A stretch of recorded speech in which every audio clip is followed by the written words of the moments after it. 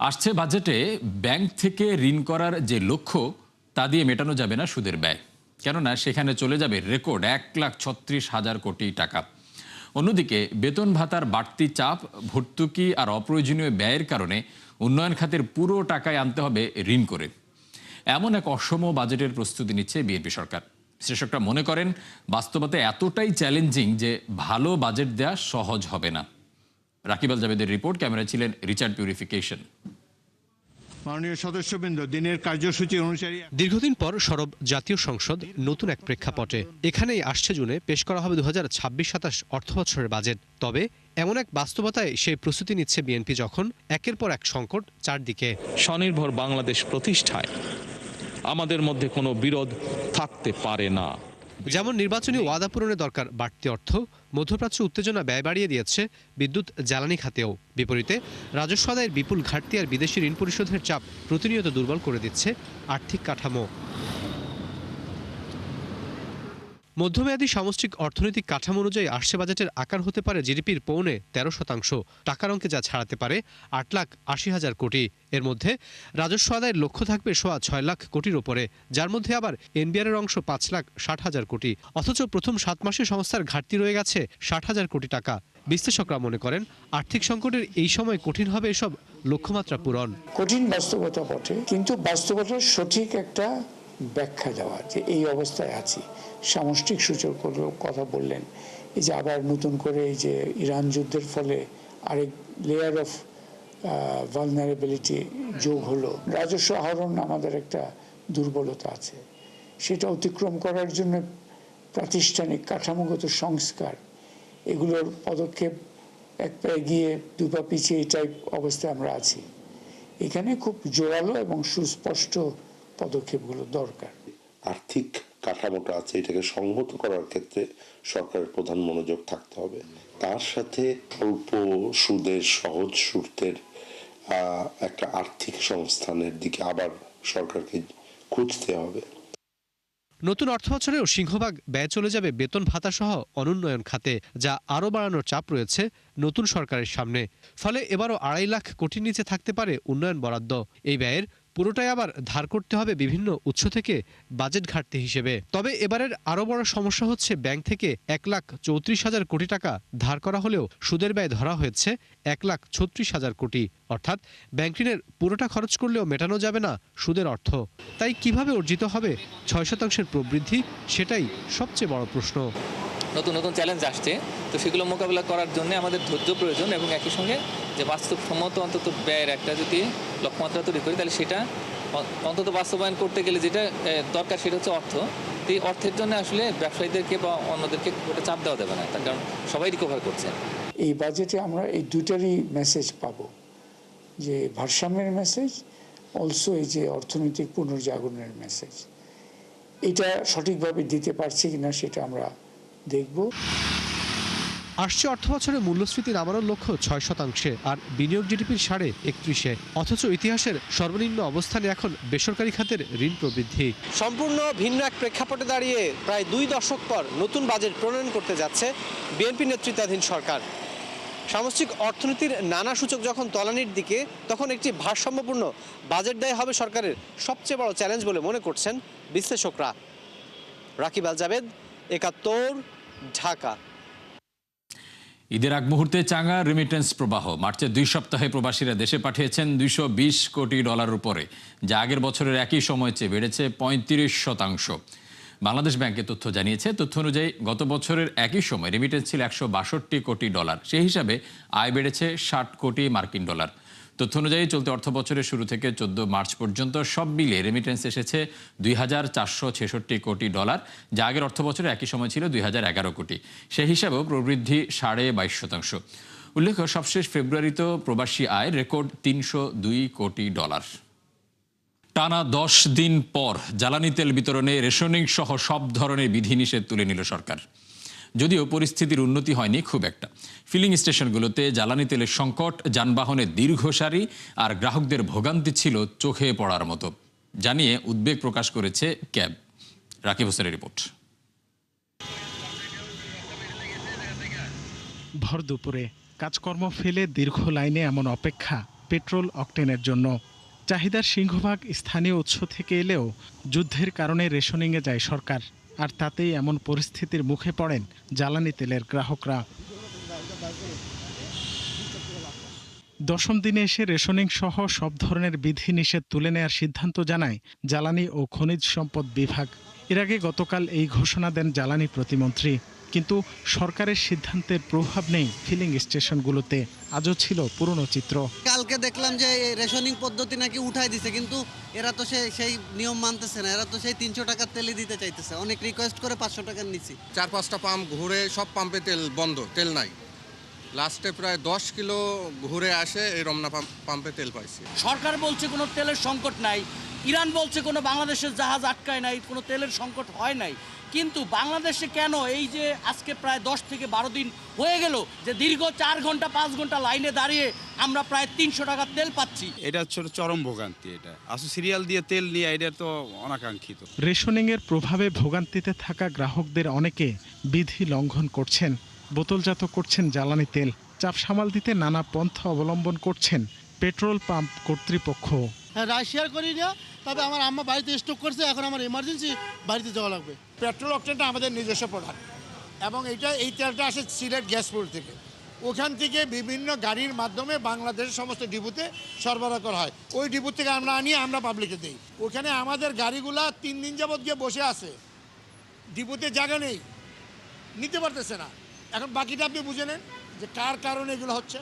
এদিকে বিশ্ব ভোক্তা অধিকার দিবসের অনুষ্ঠানে ক্যাব সভাপতি দাবি করেন, দেশে জ্বালানি তেলের দাম না বাড়লেও রেশনিংয়ের নেতিবাচক প্রভাব পড়েছে বিভিন্ন ক্ষেত্রে। এতে অস্বস্তি বাড়ছে ভোক্তা সাধারণের। ইরানে যুদ্ধ, সেই যুদ্ধের কারণে এখানে ভোজ্য তেলের দাম বাড়ার কোনো কারণ নেই। এবং আমাদের জ্বালানি তেলের কথা যেটা বলা হয়েছে, সরকার বলেছে জ্বালানি তেলের মূল্য বৃদ্ধি হবে না, কিন্তু প্রতিটা জায়গায় কিন্তু এটা প্রভাব পড়েছে। দ্রব্যমূল্য থেকে শুরু করে পরিবহনের টিকিট থেকে সমস্ত জায়গায়। সরকারের সিদ্ধান্ত অনুযায়ী 15 মার্চ থেকে জ্বালানি তেল সরবরাহে রেশনিং সহ কোনো ধরনের বিধিনিষেধ নেই। রাকিব হোসেন, 71, ঢাকা। মধ্যপ্রাচ্য সংকটে জ্বালানি সরবরাহ ব্যাহত হওয়ায় বাড়ছে দাম, যাতে চাপে পড়বে দেশের সামষ্টিক অর্থনীতি। দুপুরে জ্বালানি নিয়ে ভয়েস ফর রিফর্মের সেমিনারে একথা বলেন বক্তারা। অনুষ্ঠানে বলা হয়, জ্বালানি খাতে ধাক্কার ফলে সমুদ্রপথে বাড়বে পণ্য পরিবহন ব্যয়, ক্ষতিগ্রস্ত হবে প্রবাসী শ্রমবাজার। বেকারত্ব, ডলারের দাম বৃদ্ধি, মূল্যস্ফীতি, উৎপাদন খরচ বাড়ার আশঙ্কা সহ নানা চ্যালেঞ্জে মুখে দেশের অর্থনীতি। বিশেষ করে বাড়তি ব্যয় মেটাতে অর্থের সংস্থানে চাপে পড়তে হবে নতুন সরকারকে। বলা হয়, $20 এলএনজি আমদানি করতে হলে সরকারকে বছরে ভর্তুকি দিতে হবে অন্তত $1.25 বিলিয়ন। আর তেলের দাম 10% বাড়লেও প্রতি ইউনিট বিদ্যুতের দাম $1.50 বাড়তে পারে বলেও জানানো হয়। নতুন করে সংকটে পড়বে দেশের প্রধান রপ্তানি খাত তৈরি পোশাক। সংকট মোকাবেলায় দেশীয় জ্বালানি অনুসন্ধান সহ সঠিক পদক্ষেপ নেওয়ার পরামর্শ দেন বক্তারা।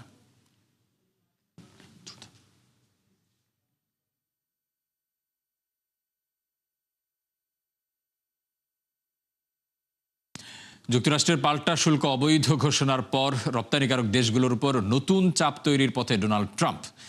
যুক্তরাষ্ট্রের কোনো বাণিজ্য অংশীদার অতি উৎপাদন সক্ষমতা ও জোরপূর্বক শ্রম নিচ্ছে কিনা সে বিষয়ে তদন্তের ঘোষণা দিয়েছেন তিনি, যার মধ্যে আছে বাংলাদেশও। অসম চুক্তির পর দেশটির এই সিদ্ধান্তকে অপ্রত্যাশিত ও অস্বস্তিকর বলছেন ব্যবসায়ীরা। তবে তা মোকাবিলায় বাংলাদেশের হাতে শক্ত যুক্তি আছে জানিয়ে পূর্ণাঙ্গ প্রস্তুতির পরামর্শ বিশেষজ্ঞদের। আরও জানাচ্ছেন Moinul Hasan. My fellow Americans, this is Liberation Day, waiting for a long time. বাণিজ্য ঘাটতির দোহাই দিয়ে পণ্য আমদানিতে গত বছর বিভিন্ন দেশের উপর পাল্টা শুল্ক বসায় ডোনাল্ড ট্রাম্প। তবে ধোপে টেকেনি সেই শুল্ক। গত মাসে যাকে অবৈধ ঘোষণা করে যুক্তরাষ্ট্রের সর্বোচ্চ আদালত।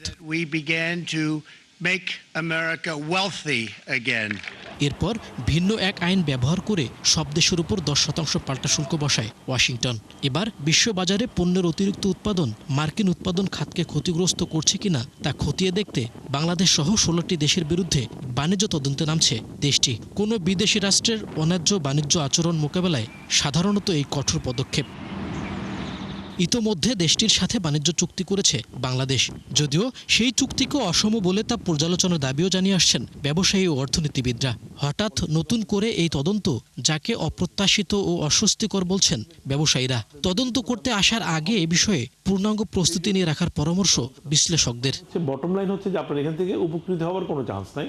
আপনি কতটুকু ক্ষতিগ্রস্ত হবেন বা আদৌ ক্ষতিগ্রস্ত হবেন কিনা সেইটাই এখন দেখার বিষয়। যেহেতু এটার আলটিমেট রেজাল্ট পজিটিভ হওয়ার কোনো চান্স নাই, এটা নেগেটিভ হলে হতে পারে, এবং নেগেটিভ হলে সেটা কতটুকু নেগেটিভ সেইটা হবে রেজাল্ট। সো সেই জন্য উদ্বেগের কারণ আছে। বাজারে সেখানে মার্কিন যে প্রতিযোগী আছে তাদের সাথে, বা তৃতীয় কোনো বাজারে যেখানে মার্কিন যুক্তরাষ্ট্র প্রতিযোগিতা করে আমরাও করি, সেখানে আমরা একটা বাড়তি সুবিধা পাচ্ছি। এই ধরনের আমার মনে হয় যে কোনো শক্ত যুক্তি মার্কিন যুক্তরাষ্ট্রের পক্ষে দাঁড় করানোটা অন্তত বাংলাদেশের প্রেক্ষাপটে আমার মনে হয় অনেক কঠিন হবে। তবে আমাদের ভালো প্রস্তুতি নিয়ে রাখতে হবে।